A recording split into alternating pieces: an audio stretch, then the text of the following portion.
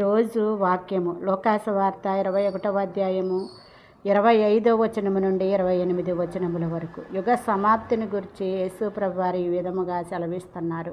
అన్యజనముల కాలములు సంపూర్ణమైనప్పుడు యెరూషలేము అన్యజనుల చేత త్రొక్కబడుతుందని,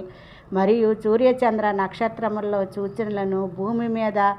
సముద్ర తరంగముల ఘోషల వలన కలుగు కలవరమును బట్టి జనములు భయపడుదురనియు, అలాగే ఆకాశమందలి శక్తులు కదిలింపబడిననియు, కనుక లోకములోనున్న వాటి అన్నిటి విషయమై జనులు భయపడుచు ధైర్యము చెడి కూలుదురనియు, అప్పుడు ఆకాశమందు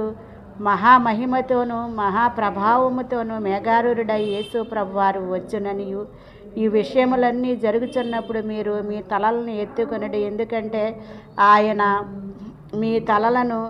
పైకెత్తి మిమ్మల్ని